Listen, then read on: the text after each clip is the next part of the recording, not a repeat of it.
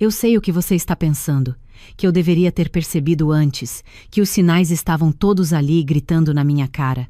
Mas às vezes a gente fica cega justamente para o que está mais perto, sabe? E bem ali, no meio da sala da casa da minha sogra, com o cheiro de tender e farofa no ar, enquanto todo mundo brindava com champanhe barato, eu disse uma coisa que fez o silêncio cair como uma bomba. Uma frase que ninguém ali imaginou que sairia da minha boca. Mas antes de chegar nesse momento, deixa eu te contar como foi que eu, Marina, professora de inglês de 40 anos, cheguei naquele ponto de ruptura. Eu conheci o Rodrigo há 15 anos, quando eu tinha 25 e ele tinha 28. Eu dava aulas particulares de inglês para executivos e ele era um dos meus alunos. Bonito, charmoso, sempre me fazendo rir com as pronúncias erradas. A gente começou a namorar, casou 2 anos depois e logo veio a nossa filha, a Beatriz. Desde o começo, eu percebi que a família dele era intensa. A mãe dele, Dona Irene, era daquelas matriarcas que comandam tudo e todos. O pai tinha falecido quando o Rodrigo era adolescente, então ela criou ele e os 2 irmãos sozinha. E ela nunca deixava ninguém esquecer disso. Logo depois do casamento, a gente morou num apartamento alugado em Pinheiros por uns 3 anos. Quando a Beatriz nasceu, Dona Irene começou a pressionar para a gente morar perto dela, em Moema. Eu não queria. Mas aí minha avó faleceu e me deixou de herança uma casa linda em Vila Mariana, do lado de uma pracinha. A casa era pequena, mas era minha. Tinha 3 quartos, uma cozinha aconchegante e um jardim nos fundos onde eu sonhava em fazer uma horta. Rodrigo adorou a ideia de morar lá. 0 aluguel, 0 condomínio. O único problema, ficava a 15 minutos da casa da sogra. E foi aí que tudo começou a desandar. Desde que a gente se mudou para a casa da minha avó, Dona Irene começou a aparecer sem avisar. No começo era 1 vez por semana, depois virou 3 vezes. Em pouco tempo, ela tinha a chave da minha casa. Eu nunca dei essa chave para ela. Foi Rodrigo. Quando eu reclamei, ele disse que era para emergências, que a mãe dele podia ajudar com a Beatriz. Mas a verdade é que Dona Irene entrava na minha casa como se fosse dela, mexia nas minhas coisas, reorganizava minha cozinha. Uma vez eu cheguei em casa depois de um dia exaustivo de aulas e encontrei ela trocando as cortinas da sala, as cortinas que eu tinha escolhido com tanto carinho. Ela disse que aquelas eram muito escuras, que deixavam a casa triste. Eu engoli. Sempre engoli. A família do Rodrigo tinha um jeito de me fazer sentir pequena sem usar palavras agressivas. Eles nunca me chamavam pelo meu nome. Era sempre a professora.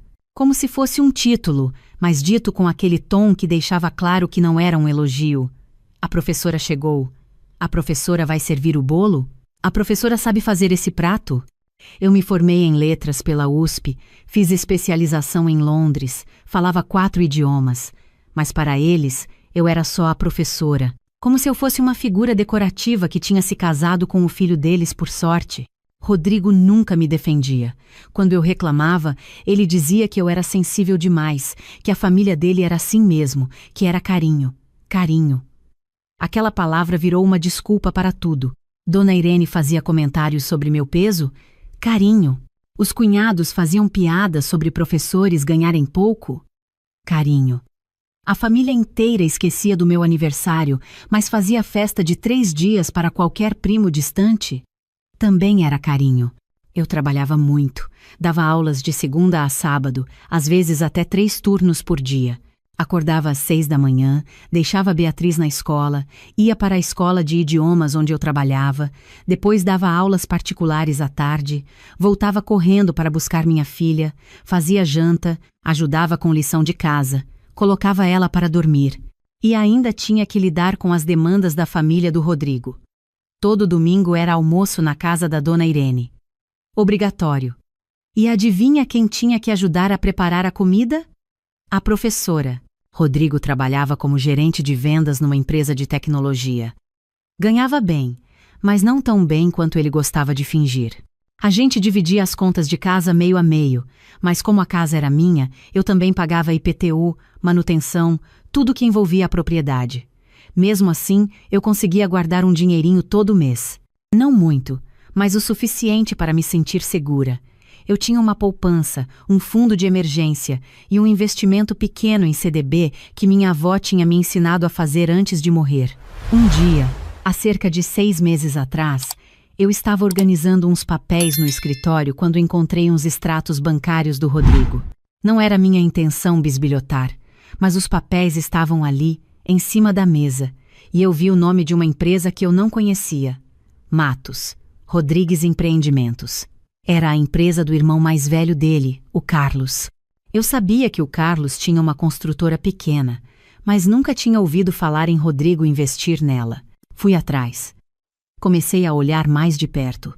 E foi aí que eu descobri que Rodrigo tinha pegado R$40 mil da nossa conta conjunta, aquela que a gente usava para emergências, e tinha investido na empresa do irmão, sem me contar, sem me pedir opinião. R$40 mil, do nosso dinheiro. Quando eu confrontei ele, sabe o que ele disse? Que era uma oportunidade única, que o Carlos ia devolver com juros, que eu não entendia de negócios, que professora não sabia como funcionava o mundo dos investimentos. Eu fiquei furiosa. Mas mais do que furiosa, eu fiquei assustada. Porque se ele tinha feito isso com o dinheiro da conta conjunta, o que mais ele tinha feito? Comecei a investigar. Pedi extratos de tudo. E foi quando eu descobri que ele tinha mexido também na minha conta pessoal. Rodrigo tinha acesso à minha conta porque a gente tinha configurado assim quando eu tive que viajar para um congresso de professores e precisava que ele pagasse umas contas. Era para ser temporário, mas ele nunca devolveu o acesso. E pior, ele tinha usado. Tinha transferido R$30 mil da minha poupança, aquela que eu tinha juntado ao longo de anos, para a mesma empresa do Carlos. R$30 mil que eu nem sabia que tinham saído da minha conta. Quando eu confrontei ele pela segunda vez, ele não negou.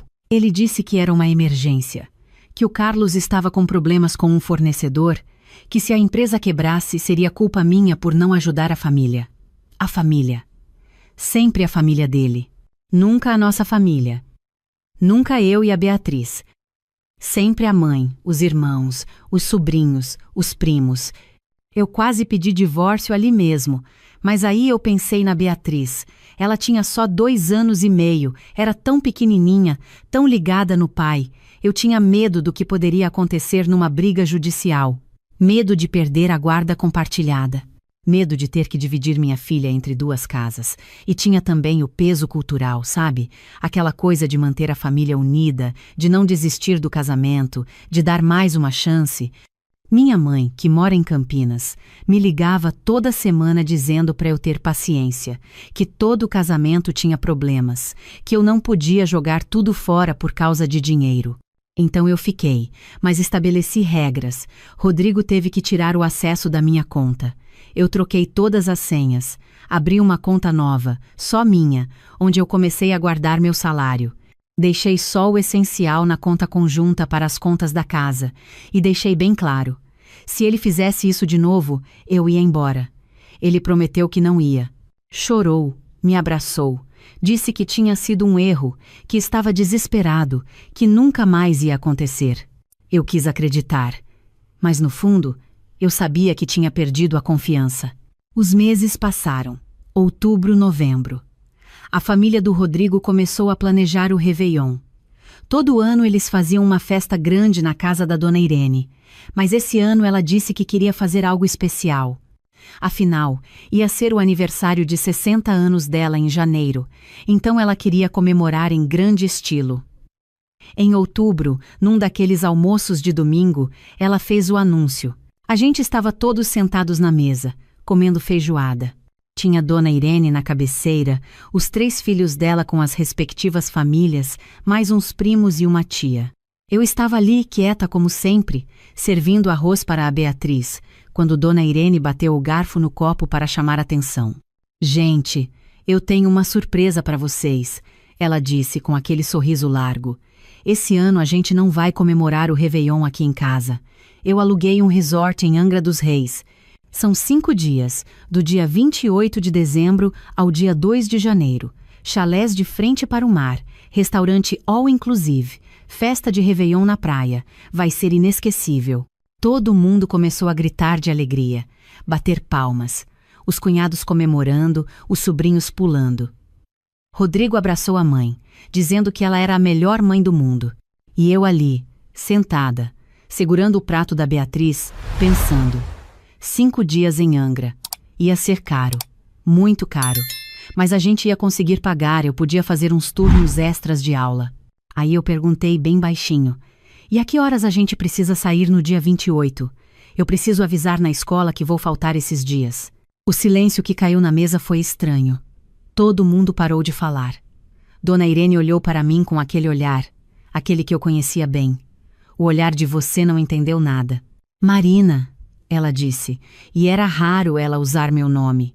Esse Réveillon é só para a família de sangue do Rodrigo. Eu pisquei. Achei que tinha entendido errado. Como assim, só a família de sangue? É que vai ficar muito cheio, muito corrido, e a gente precisa de um momento só nosso, sabe? É uma coisa íntima. Você entende, né? Eu não entendi. Eu era casada com o filho dela havia 12 anos. Eu tinha uma filha com ele. Eu era a família. E a Beatriz? Eu perguntei, sentindo meu coração acelerar. A Beatriz vai, claro. Ela é neta. Mas você, Marina, acho melhor você ficar em casa, descansar. Você trabalha tanto, deve estar precisando de um tempo para você. Eu olhei para o Rodrigo, esperando que ele dissesse alguma coisa, qualquer coisa. Que ele me defendesse, que dissesse que era absurdo, que ou eu ia ou ninguém ia. Mas ele não disse nada. Ele só olhou para o prato e continuou comendo. Rodrigo, eu chamei. É, amor, ele disse, sem olhar para mim. Acho que é melhor mesmo. Ir com muita gente fica inconveniente. Você pode ficar em casa, aproveitar para descansar, colocar as coisas em ordem. E alguém precisa ficar para cuidar da casa, né? Cuidar da casa. Da minha casa. A casa que era minha. A casa que ele morava de graça. Eu senti uma coisa subindo pelo meu peito. Uma coisa quente, como lava. Mas eu não disse nada. Não ali. Não na frente de todo mundo. Eu só sorri, daquele jeito que eu tinha aprendido a sorrir ao longo dos anos, e disse, claro, sem problemas. Mas por dentro, alguma coisa tinha quebrado, e não era só quebrado, era irreparável. A gente voltou para casa em silêncio. A Beatriz dormiu no carro. Quando chegamos, eu coloquei ela na cama, dei boa noite para o Rodrigo e fui para o quarto de hóspedes. Ele nem perguntou por quê. Eu fiquei a noite inteira acordada, olhando para o teto, pensando em todos os anos que eu tinha engolido sapo, todas as vezes que eu tinha sido invisível, todas as vezes que eu tinha deixado passar. E de repente, eu tive uma clareza assustadora. Eu não era parte daquela família. Eu nunca tinha sido. Eu era só uma peça conveniente. A professora que morava numa casa boa de graça. A professora que cozinhava nos domingos. A professora que cuidava da Beatriz enquanto eles faziam suas festas. Mas eu não era família. Na manhã seguinte, segunda-feira, eu acordei às 5 da manhã, peguei meu notebook e comecei a agir. A primeira coisa que eu fiz foi entrar na minha conta do banco e verificar tudo mesmo.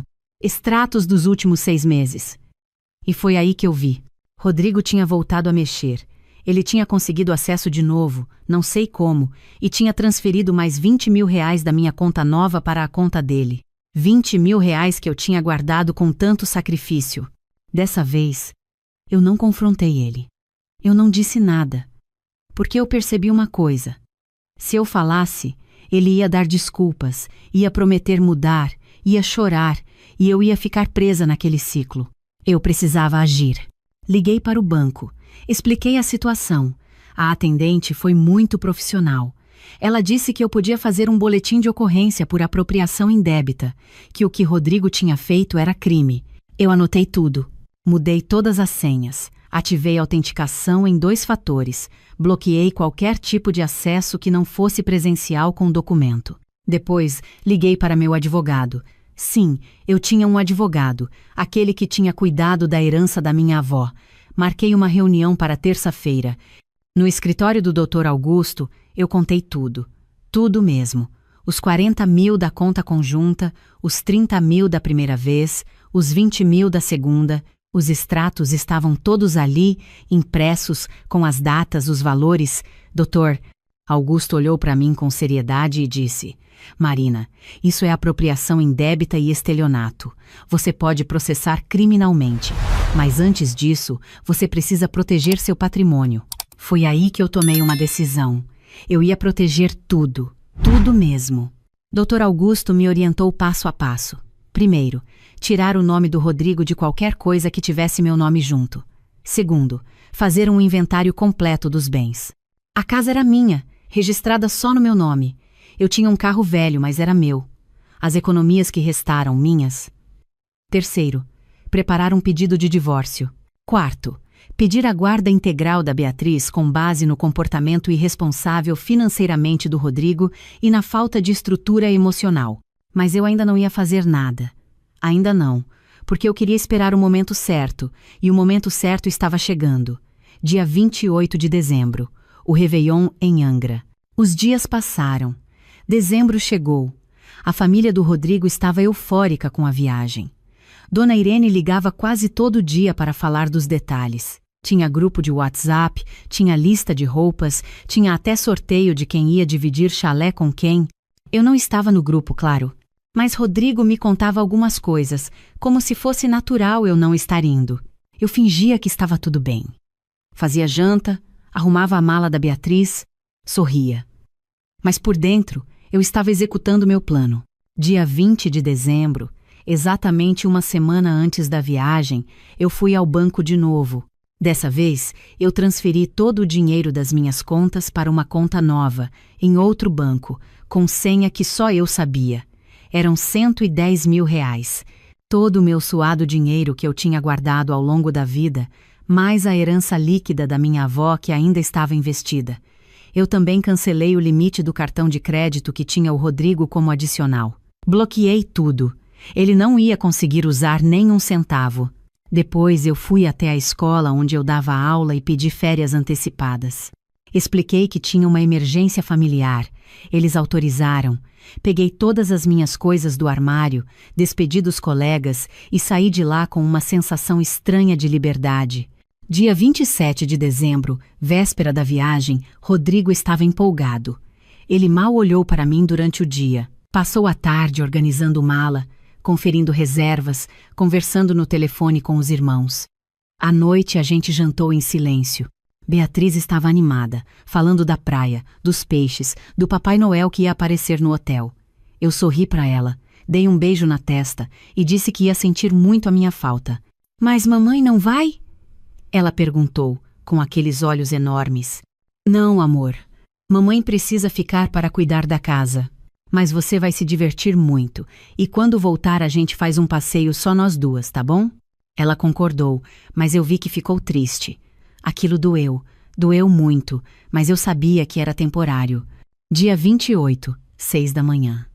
Rodrigo acordou, tomou banho, pegou as malas. Dona Irene ia mandar um carro buscar ele e a Beatriz. Eu ajudei a colocar as coisas no porta-malas, dei mais um beijo na minha filha e acenei quando o carro partiu. Rodrigo nem olhou para trás. Assim que o carro virou a esquina, eu entrei em casa, fechei a porta e comecei. Primeira coisa, troquei todas as fechaduras, todas, porta da frente, porta de trás, portão. Eu já tinha combinado isso com um chaveiro de confiança. Ele chegou às 7h30 e em 2 horas estava tudo trocado. Rodrigo e Dona Irene não tinham mais chave. Segunda coisa, mudei a senha do Wi-Fi. Bobeira, mas simbólico. Terceira coisa, liguei para Dr. Augusto e disse: pode protocolar o divórcio. Quarta coisa, fui até a delegacia e fiz um boletim de ocorrência por apropriação indébita. Levei todos os extratos, todas as provas. A delegada me ouviu com atenção e disse que ia abrir inquérito. Me explicou que era crime sim, que podia dar de 1 a 5 anos de prisão, mais multa. Eu assinei tudo, e aí eu fiquei esperando. Não demorou muito. Umas 5 horas depois, por volta das 2 da tarde, meu telefone começou a tocar. Era Rodrigo. Eu não atendi. Tocou de novo, de novo, de novo. 15 ligações em meia hora. Deixei tocar. Depois vieram as mensagens. Marina, o que você fez? Meu cartão não está passando. Marina, pelo amor de Deus, atende o telefone. O que você fez com as contas? Marina, eu estou no resort. Tem um monte de gente aqui. Eu não consigo pagar nada. Você está louca? Marina. Eu respondi só uma mensagem. Uma única. Escrevi. Você disse que eu não era da família. Então agora você resolve os problemas da sua família sozinho. 5 minutos depois, Dona Irene ligou. Eu atendi. Marina, o que você fez? O Rodrigo está aqui sem dinheiro. Os cartões não funcionam. Eles não aceitam cheque. O que está acontecendo? Eu respirei fundo. E falei, com toda a calma do mundo. Dona Irene, o Rodrigo usou 90 mil reais da minha conta sem autorização. Isso é crime. Eu fiz um boletim de ocorrência hoje de manhã.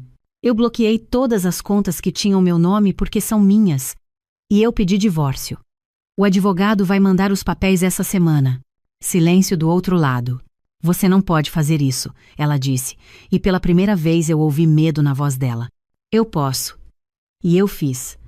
Boa festa de Réveillon. Desliguei. Meu telefone explodiu.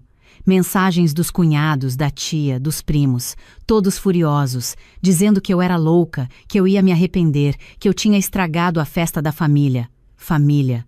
Aquela palavra de novo.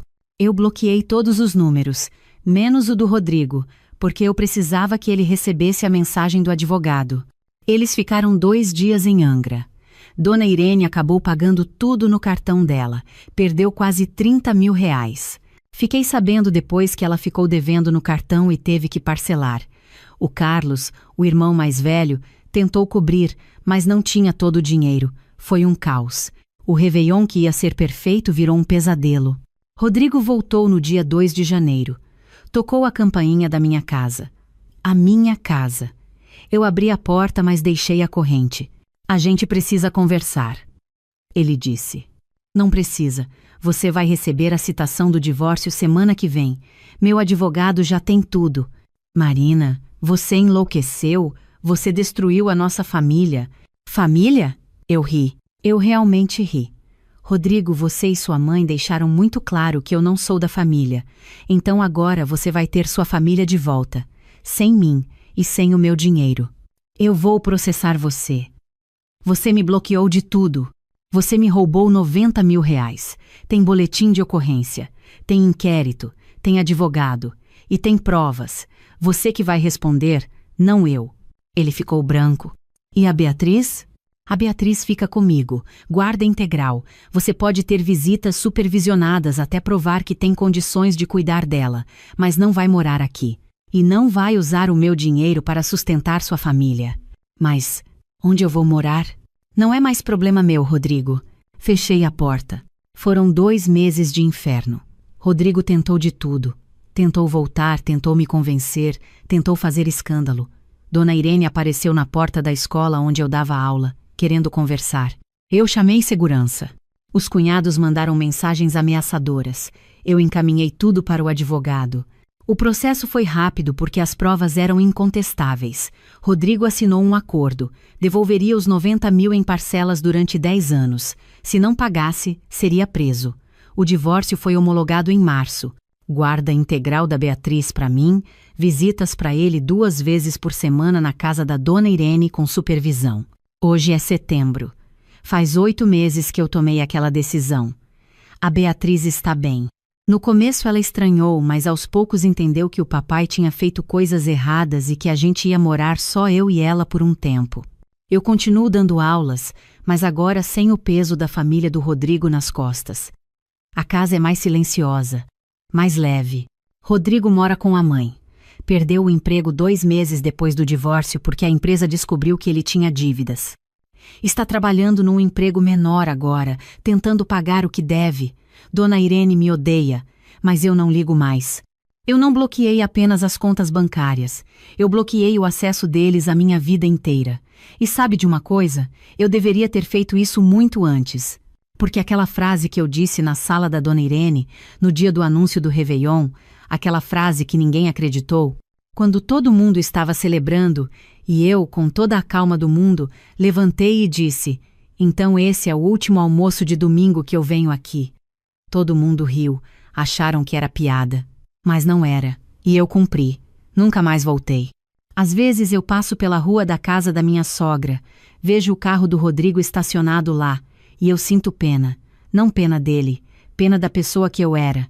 Aquela pessoa que engolia tudo, que aceitava migalhas, que fingia que estar invisível estava tudo bem. Agora eu sou outra pessoa. E sabe o que é engraçado? A Beatriz outro dia me disse: Mamãe, você está mais feliz agora. Ela tem só 3 anos, mas ela percebeu. Porque crianças percebem quando a mãe para de fingir. Eu não bloqueei apenas o dinheiro. Eu bloqueei a porta para o desrespeito, para a invisibilidade, para a ideia de que eu tinha que aceitar ser tratada como menos do que eu era.